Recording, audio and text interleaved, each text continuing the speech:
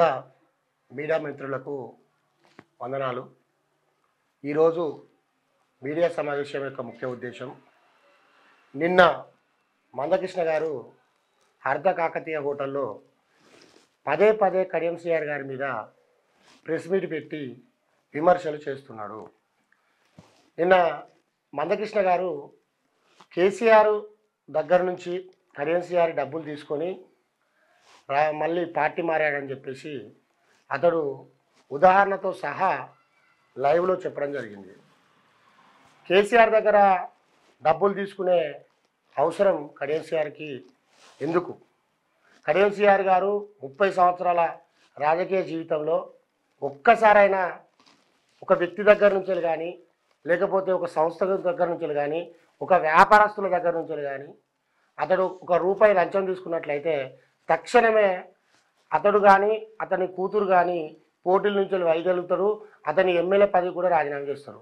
దీనికి ఖబర్దార్ మందకృష్ణ, నువ్వు ఖచ్చితంగా ఈ మాటలు గాలి కూతలు కాదు, నీ మాటలు నీ హద్దులు మీరుతున్నావు.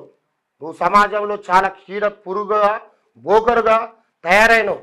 మూటలు కట్టినటువంటి డబ్బుల కట్టలు పట్టుకొని నువ్వు పార్టీలు మారేటట్టుగా నీలాంటి చీపు రాజకీయాలు కడియం సిఆర్ చేయడని చెప్పి ఈ సమావేశముఖంగా నేను తెలియజేస్తున్నాను. 40 సంవత్సరాల రాజకీయ చరిత్రలో చిన్న మచ్చలేనటువంటి వ్యక్తి కడియం సిఆర్. కానీ నువ్వు నీ ఇష్టం వచ్చినట్టుగా దిగజార్చినటువంటి మాటలు మాట్లాడితే పడి ఉన్నందుకు మేము గాజులు వేసుకొని ఏమి లేము, చేతగాని వ్యక్తులు మేము కాదు. నీ లెక్క చిల్లర మాటలు మాట్లాడుకుంటా బ్రోకరిజం చేసేది నువ్వు, బ్రోకరిజం చేసింది రేవంత్ రెడ్డి అని చెప్తున్నావు, బ్రోకరిజం చేసేది నువ్వు బ్రోకరిజం చేస్తున్నావు. సమాజంలో చీడ పురుగుగా తయారైనవు, జాతిని అమ్ముకున్నావు. జాతి పట్ల నీకు కనీసం ఏమాత్రం కూడా మంచితనం అనేదే లేదు. సమాజంలో చెడు మార్గాలు, చెడు భావాలు, ఎప్పటికప్పుడు గుండగాలను తయారు చేసి నువ్వు సమాజంలో రాజకీయ ఉద్యమం చేస్తున్నావు. అసలు నీకు ఉద్యమం నేపథ్యం తెలుసా? ఉద్యమం యొక్క సంబంధించినటువంటి పని విధానం ఏంటిదో నీకు తెలుసా? నువ్వు 1994లో నువ్వు ఉద్యమాన్ని మొదలుపెట్టావు.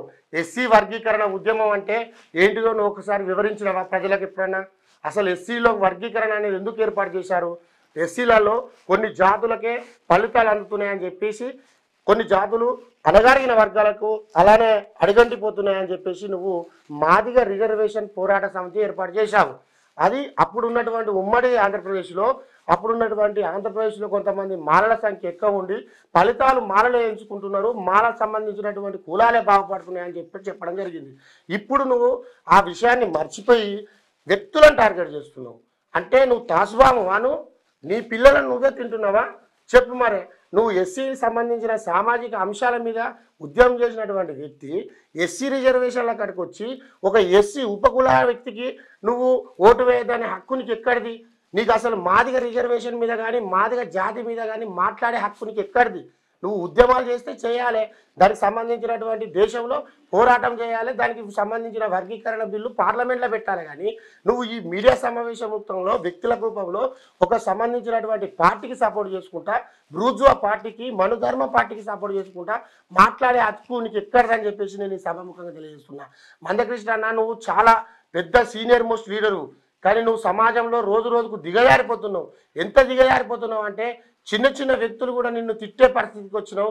నీ కింద పుట్టినటువంటి, నీ కళ్ళ ముందర పుట్టి పెరిగినటువంటి వ్యక్తులు ఈరోజు విద్యార్థులు కూడా నిన్ను నోట్లో ఉంచే పరిస్థితి వచ్చింది. నువ్వు కొంచెమన్నా మనిషి లెక్క మాట్లాడాలనిగా నేను చెప్తున్నా. ఖబర్దార్ మందకృష్ణ, ఇప్పటికైనా నీ నోరు అదుపులో పెట్టుకో. ఇంకోసారి కడియం సిఆర్ జోలికి వచ్చినా, కడియం సిఆర్ కూతురు డాక్టర్ కావ్య జోలికి వచ్చినా నీ సంగతి బరాబర్ చెప్తాం.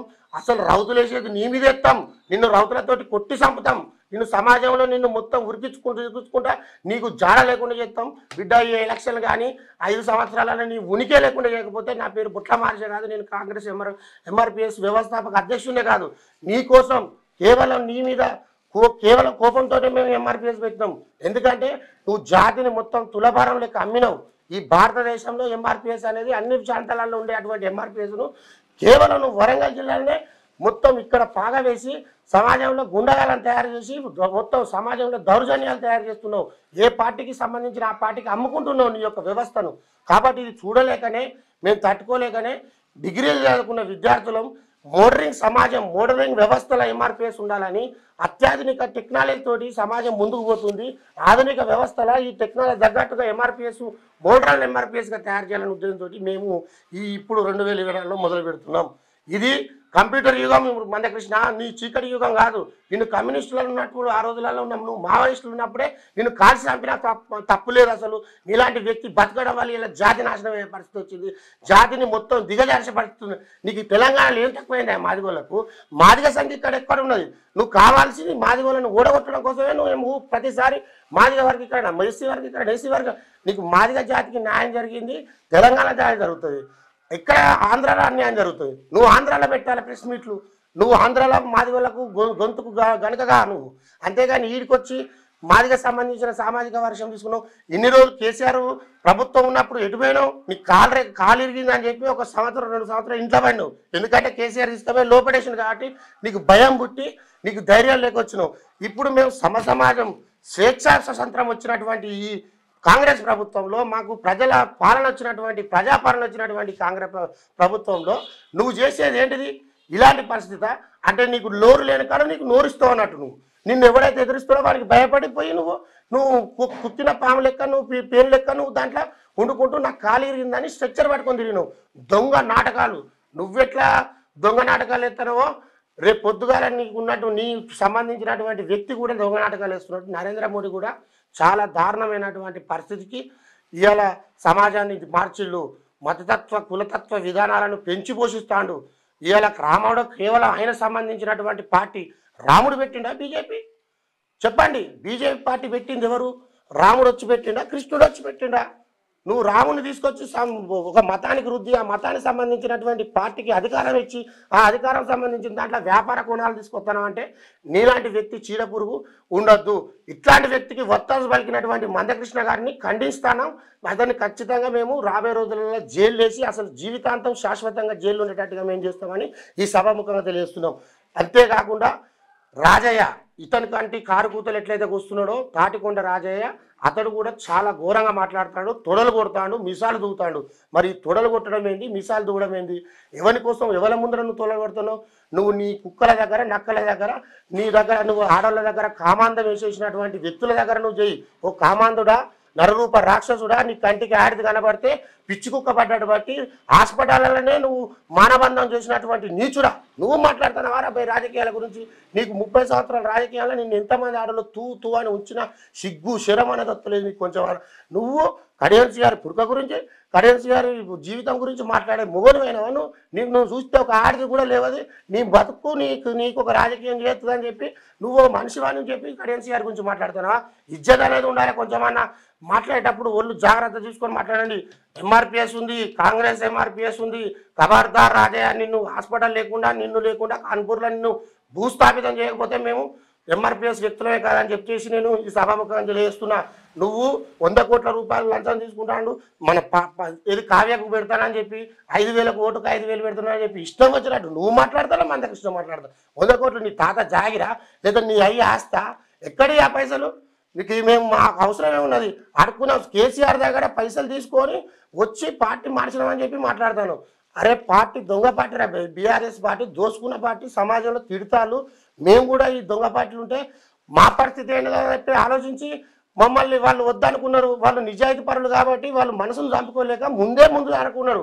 వాళ్ళని బలవంతంగా పెట్టి నీ బిడ్డ మంచిది, సమాజంలో మంచి పేరు ఉన్నది, కడియం ఫౌండేషన్ మీద మంచి సేవ చేసిందని తీసుకొచ్చి కేసీఆర్ ఇంటికి రప్పించి కేసీఆర్ ఆయనకు టికెట్ ఇప్పించిండు. కేసీఆర్ గన్పూర్ నియోజకవర్గంలో రాజయ్య రాసలీల రాజయ్యకు ఆయన పేరు మంచిగా లేదు, అతను ఓడిపోయే పరిస్థితి అని చెప్పి కడియన్సీఆర్ లాంటి నిజాయితీ పరునికి ఇతనే తెలుస్తుందని చెప్పి టికెట్ ఇచ్చిండు. ఈ విషయం కూడా తెలుసుకోకుండా దుర్భంగా మాట్లాడుతున్నావు రాజయ్య. కొంచెమన్నా బుద్ధి లేదా? నీ ఇజ్జతి పోతుందని చెప్పి మాట్లాడుకోవని నువ్వు మా మీదల మీద రుద్దుడు ఎక్కడిది? నీకు అధికారం ఎక్కడ? అసలు నీ బతికంటే సమాజంలో నిన్ను కాంగ్రెస్ పార్టీలు రానిచ్చిలా. నువ్వు కాంగ్రెస్ పార్టీ పోతే కుక్క తిరిగినావు, ఆడవాళ్ళు వచ్చి చెప్పు దెబ్బలు కొట్టిలు నిన్ను. కొంచెమంటే ఇజ్జత్ ఉండాలా మాట్లాడేందుకు. అంతేవిధంగా ఎర్రబెల్లి దయాకర్రావు గురించి మాట్లాడుతున్నా. ఎర్రబెల్లి దయాకర్రావు గారు నువ్వు పర్వతగిరి వాసివి, కడియంసీఆర్ కూడా పర్వతగిరి వాసే. కడియంసీఆర్ అనే వ్యక్తి మీ తండ్రి 30 సంవత్సరాలు సర్పంచ్ చేసిండు. ఎంతోమంది వ్యక్తులకు పేదవాళ్ళకు ఆ రోజులల్లో దళిత పిల్లలకు చదువు లేకపోతే పాఠశాల కట్టించిండు. ఆ పాఠశాల ప్రకారం అందులో చదువుకున్నాడు. కరెన్సీ గారి వాళ్ళ నాన్న, ఆయన పేరు నరసయ్య, ఆయన కరెన్సీ గారి వాళ్ళ నాన్న వచ్చేసి మీ నాన్న దగ్గర పనిచేసిండు, మీ మీ ఫాదర్ దగ్గర. ఆ పేరు వాళ్ళ నాన్న పేరు కూడా ప్రత్యేకంగా నాకు గుర్తులేదు, నేను చిన్నపిల్లగాన్ని. అయితే కరెన్సీ గారి వాళ్ళ నాన్న మీ నాన్న దగ్గర వచ్చి పనిచేసిండు. పని చేయడం వల్ల మీ నాన్న దొర కాబట్టి సమాజంలో నా పిల్లలు చదువుకోవాలనే ఉద్దేశంతో ఆయన కొంచెం సహకరించిండు, స్కాలర్షిప్లు ఇచ్చిండు, ఆయన చదువుకున్నాడు. ఆ కృతజ్ఞత భావంతో ఆయన ఒక లెక్చరర్గా అయ్యి సమాజంలో నా ఊరు పిల్లలు మంచిగా చదువుకోవాలని నన్ను పేదరికంగా చదివించాలని చెప్పేసి మీ నాన్న మీద అభిమానంతో నువ్వు ఫెయిల్ అయితే నిన్ను మళ్ళీ పాస్ చేయించి నీకు కబడ్డీ నేర్పించి ఆ కబడ్డీ నుంచి వెళ్ళి నిన్ను తీసుకొచ్చి సమాజంలో ఒక అసోసియేషన్ ప్రెసిడెంట్గా చేసి డీలర్గా పనిచేస్తాను, బియ్యం అమ్ముకుంటాను. నీకు రాజకీయం అంటే తెలియదు, స్టేజ్ మీద మాట్లాడడం తెలియదు, నీకు అసలు ఓనమాలు నేర్పించిందే కరెన్సీ అనే విషయాన్ని మర్చిపోయి ఇంకిత జ్ఞానం లేకుండా ఎవడో వాడు పూతలు కూర్చుందని చెప్పి నువ్వు కూడా సొంత ఊరుని ఉండి సొంత మనం రాజకీయాలకు అతీతంగా మాట్లాడుతుంది దయన్న. ఇవాళ నువ్వు చచ్చిపోతే పరదగిళ్ళని పొంద పెడతారు, రేపు కరెన్సీ గారు చచ్చిపోయినా పొంద పెడతారు, నేను చచ్చిపోయినా మనం ఊరోళ్ళం, ఊరు సంబంధించిన నేను కూడా మీ ఊరోనే, మీ కింద వచ్చినోనే. కానీ నువ్వు ఇట్లాంటి మాటలు మాట్లాడడం నీకు తగదే కాదు. నువ్వు మాట్లాడేది కాక ఇతరులకు నేర్పించడం ఎంతవరకు కరెక్ట్? ఇది కరెక్టా? ఒకసారి నీ ఆత్మ పరిశీలించుకో. 20 దయాకర్రావు అంటే సమాజంలో ఒక మంచి పేరు ఉన్నది, ఆ విలువను కాపాడుకో. నువ్వు సరే 7 సార్లు గెలిచినావు, నిన్ను సమాజంలో చూసి ఒకసారి నిన్ను ఓటమి చెందిలు, అది నీ ఓటమి కాదు, నేను ఒప్పుకుంటున్నా, కరెక్టే. కానీ నువ్వు ఓడిపోయిన సంబంధించినటువంటి వ్యక్తివి ఓడిపోయినట్టు ఉండగా నువ్వు కరెన్సీ గారి మీద నువ్వు నిందలు వేయడం ఎంతవరకు కరెక్టు? నువ్వు వాళ్ళ నాన్న ఆయన లెక్క లేడా? వాళ్ళ నాన్నను నువ్వు చూడలేదా? వాళ్ళ నాన్నకు నువ్వు పైసలు ఇవ్వలేదా? మీ నాన్న ఇవ్వలేదా?